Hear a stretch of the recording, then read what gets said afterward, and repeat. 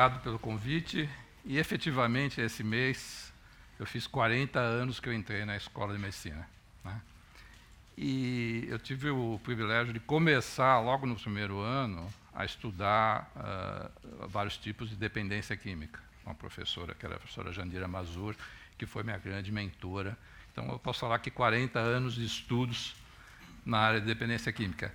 E a área mudou completamente, né? Há 40 anos atrás, a maconha era considerada a erva do diabo, e, na época, nós estávamos discutindo o impacto do cigarro e do álcool, né? Quando eu comecei a estudar a dependência química, o cigarro era que estava começando a ser chamada a atenção do custo, né, de termos de saúde pública que o cigarro causou no século passado. Na realidade, a própria epidemiologia derivou desses estudos mostrando o quanto que o cigarro se deteriorou a saúde pública, né? O cigarro matou mais no século passado do que todas as guerras nos últimos milênios no mundo, né? E até hoje, né, 40 anos depois desses primeiros estudos, 40% do cigarro vendido é devido a contrabando. Aqui no Brasil, nos Estados Unidos, no mundo todo, ainda o contrabando do cigarro prevalece.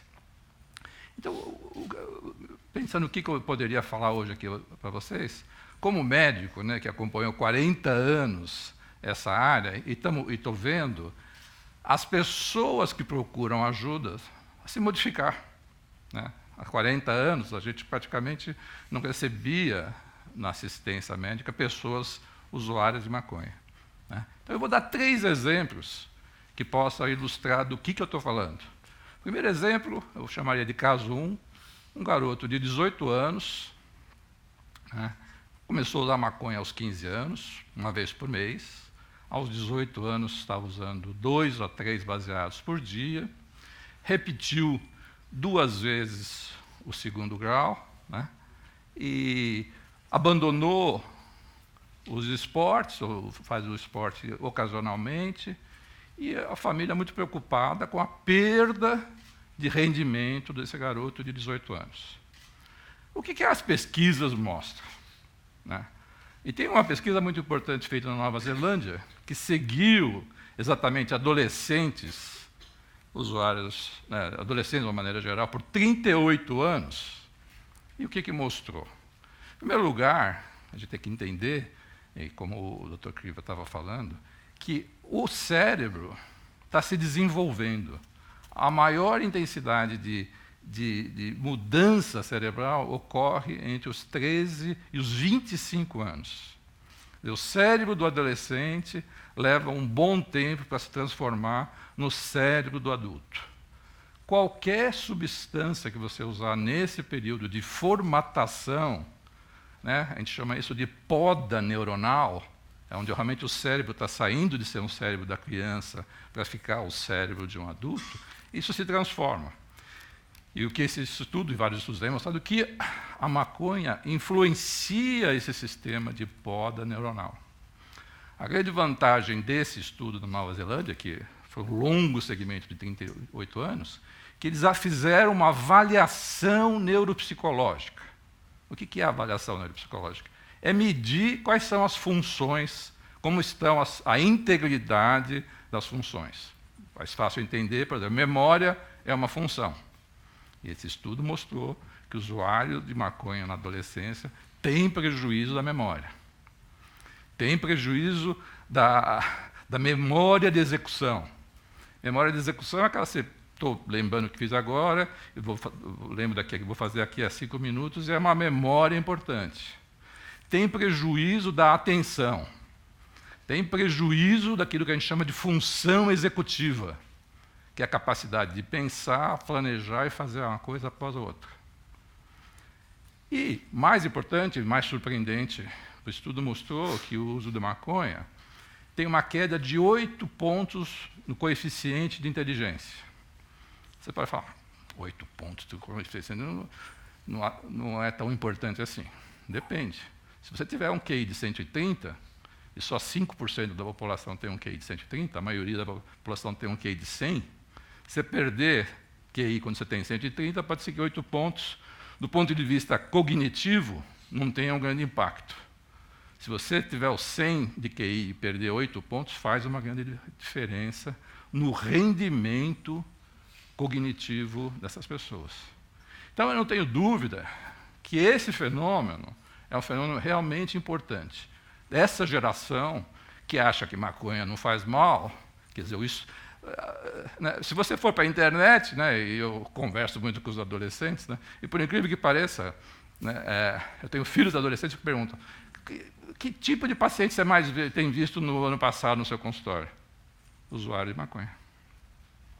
Mais de 50% das pessoas que vão para atendimento para dependência química nos Estados Unidos é por causa do uso da maconha. Então, mudou. Na minha época, 40 anos atrás, não era assim, né? Então, esse fenômeno que eu acabei de comentar, que é esse declínio cognitivo com o uso da maconha, pode ser sutil. Às vezes pode só falar, a maconha não causa overdose. Então, não causa. Mas o dano cognitivo, você não precisa mais de estudos para mostrar que o adolescente que usa maconha tem déficit cognitivo, né? Exatamente por isso que eu falei. É o período de formatação cerebral e tudo aquilo que o Kripa estava falando sobre a ação farmacológica de todos, não só do THC e do canabidiol, nós estamos sabendo muito pouco. Sabemos já, com esse estudo de 38 anos de segmento, que influencia o desenvolvimento.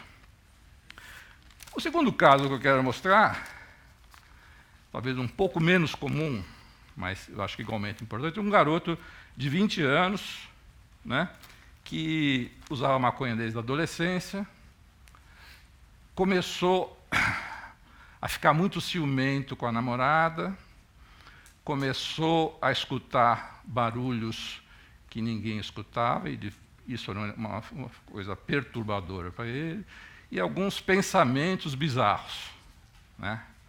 Você pode falar, isso daí é normal. E, na realidade, mais ou menos 30% dos adolescentes, nesse período de adolescência, tem algum tipo de comportamento que a gente chama de sintomas psicóticos subclínicos.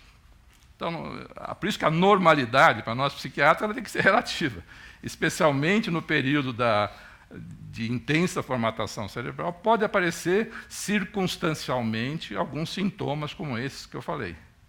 É lógico que se os sintomas ficarem persistentes, se você ficar alucinando e ficar com paranoia persistentemente, aí você faz um quadro psicótico, né? Aí é um quadro clínico. Nem é isso que eu estou falando. Esse caso que eu estou contando, a pessoa que tinha sintomas psicóticos subclínicos, né? E o que os estudos têm mostrado sobre esse fenômeno? E cada vez mais a gente está vendo esse tipo de fenômeno, né? E a discussão era, a maconha produz sintomas psicóticos subclínicos ou são pessoas que têm sintomas psicóticos subclínicos que usam maconha?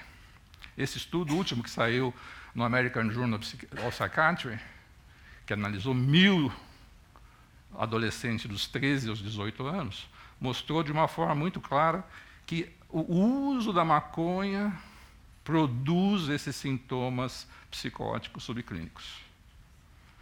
E o que é mais significativo do meu modo de ver é que para cada ano de uso há uma intensidade de 20% da intensidade desses sintomas que eu mencionei. Então, não estou nem falando de quadro psicótico, que já é um outro debate se a maconha produz psicose. Esse é um debate interessante e o consenso é que produz e que se a pessoa tem sintomas psicóticos vão ficar pior com a maconha. É lógico que o canabidiol, e aí a distinção que a gente tem que fazer, como o Dr. Kripa falou, o canabidiol ele pode ter um efeito antipsicótico. Agora, fumar maconha, né, com todos os canabidióides e todos os produtos que tem a maconha, isso está associado com psicose. E está associado, sem dúvida, à piora dos sintomas psicóticos. E esse estudo do American Journal of Psychiatry mostrou isso. Para cada o uso da maconha, a cada ano você tem uma intensificação dos sintomas, que poderiam ser sintomas circunstanciais, como eu falei, né? Um bom número de adolescentes pode ter sintomas psicológicos, né, isoladamente, mas que isso desaparece, né? Mas com a maconha isso tende a se intensificar. E o mais importante que o estudo mostrou é que não houve reversão naquelas pessoas que pararam de usar a maconha, o que é importante a gente saber do ponto de vista de saúde pública. Então, o uso na adolescência, que intensifica esses sintomas psicóticos subclínicos, possivelmente é um efeito mais persistente. Eu vou mudar o terceiro caso, não vou falar de uma pessoa jovem, vou falar de uma pessoa de 44 anos, com 2 filhas pré-adolescentes e 2 pais idosos. Começou a usar maconha desde a adolescência. Apesar de ser uma família hiperprodutiva, bem-sucedida, estudou em colégios bilíngues, mas não terminou a faculdade, acabou ficando em subemprego, né? Ficou professor de inglês. Nada contra os professores de inglês, são ótimos né, como profissão e tudo mais, mas ele tinha a possibilidade de fazer muito mais e parou. Né? O que os estudos mostram? Que essa pessoa desenvolveu, continua usando maconha até hoje, aos 44 anos. O que é importante é eles falar que os estudos mostram que a maconha não afeta só o indivíduo. É mentira a gente falar que é uma decisão individual do cara usar maconha. Ele afeta pelo menos mais 4 pessoas. No caso desse rapaz, desse homem, né, 44 anos, afeta as 2 filhas, porque ele não paga a pensão para essas 2 meninas, pré-adolescentes, e ele vive do dinheiro dos pais idosos. Né? Então, você vê o quanto que a maconha afetou com a apatia e a procrastinação, que é um nome feio, mas ele é um sintoma típico de usuário crônico de maconha, da pessoa ficar com um tipo de vida subutilizando muito das suas capacidades. Então, hoje ele vive na dependência econômica dos seus pais, subemprego, né, e com um baixo potencial acadêmico. E é isso que as pesquisas mostram. O usuário de maconha que começa na adolescência, quando você vai ver, é subemprego, não termina a faculdade e acaba ou recebendo dinheiro do Estado ou alguém da família vai pagar pela decisão dessa pessoa continuar com o subuso, com o uso da maconha. Então, eu acho que é interessante a gente ver, né, do efeito agudo do uso da maconha e também desse efeito cronificante que alguém vai pagar a conta dessas escolhas, e, no caso, muitas vezes, a família. Né? Se a pessoa não trabalha, se a pessoa não estuda, se não cuida dos próprios filhos, né? Não é só os pais, não cuida dos próprios filhos, alguém vai pagar essa conta, e, normalmente, no caso, esse é um fenômeno que a gente vê, que a família tendo que carregar, né, a apatia crônica causada pela maconha, assim como essa procrastinação, essa falta de iniciativa que a maconha acaba ocorrendo.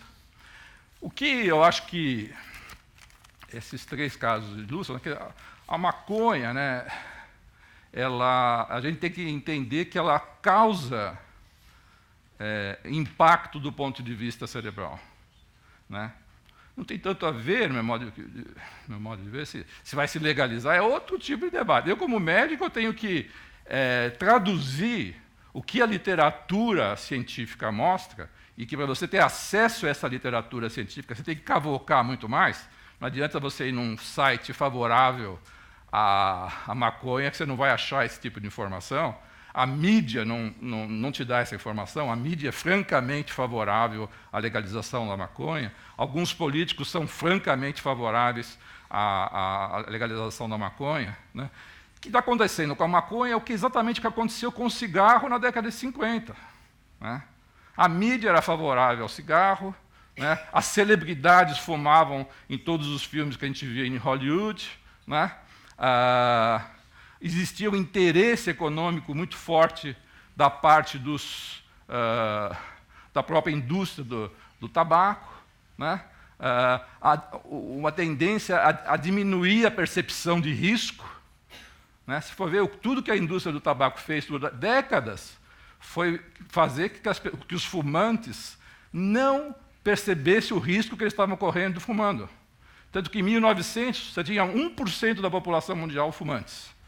Em 1950, nós tínhamos 50% da população mundial era de fumantes. Isso aconteceu porque a indústria do tabaco foi se desenvolvendo, foi aperfeiçoando o seu produto, o cigarro foi ficando mais suave, né, para aumentar a aceitabilidade do cigarro entre os adolescentes. O público da indústria do tabaco sempre foi os adolescentes. Por isso que tinha o Joe Camel, que era um cartoon que apelava para a criança. E é isso que está acontecendo com a maconha. Quando a gente vai ver o que está acontecendo no estado de Colorado, né, a capital, Denver, no Colorado, dobrou o número de usuários de maconha entre os jovens. 40% do consumo de maconha no Colorado não é feito com cigarrinho de maconha. Hoje em dia você tem literalmente centenas de novos produtos que não têm nada a ver com o cigarro da maconha. Você tem chocolate de maconha, você tem pirulito de maconha, você tem sucrilhos de maconha, você tem refrigerantes de maconha, você tem, mais preocupante do ponto de vista de saúde, no meu modo de ver, cigarros eletrônicos com maconha. Outro dia eu recebi um cliente no meu consultório que queria fumar cigarro de maconha no meu consultório. Lógico, né? Lógico, só que é o lugar errado. Né? Mas só para mostrar que os interesses econômicos da maconha estão mesmo os interesses econômicos que a indústria do tabaco, e essa é a fase que a gente está passando. Né? Se nós legalizássemos a maconha hoje, o tráfico não diminuiria. No Colorado, o tráfico só aumentou. As evidências mostram isso, que o tráfico só aumentou no Colorado. Né? O consumo aumentou. Né? Então, a legalização não vai resolver um problema tão complexo como esse. Né? É por isso que é importante esse debate da gente entender a complexidade de toda a situação. Né? E eu trago aqui essa experiência, talvez menos comum de se ver, mas cada vez a pesquisa mostrando muito mais que esses fatos que eu relatei estão muito mais presentes. Infelizmente, a ciência tem um papel no sentido de divulgar o que as pesquisas têm mostrado do ponto de vista do custo de saúde nessa população mais jovem. É uma pena que a mídia tenha uma certa dificuldade de entender esses dados, e a população tenha bem mais dificuldade de acessar essas informações para poder fazer um balanço mais significativo, o que vamos fazer em relação à maconha. Essa decisão não deveria ser feita só por nós, nem pelo Supremo Tribunal Federal, deveria ser feito pelo Congresso, ou até mesmo por um plebiscito, e a maioria da população brasileira é contra a legalização. Eu já fiz pesquisa com isso, vários meios de comunicação já fizeram. No mínimo 80% da população brasileira é contra a legalização da maconha. A mídia faz nos querer crer que todo mundo é a favor da legalização. Não no Brasil. Obrigado.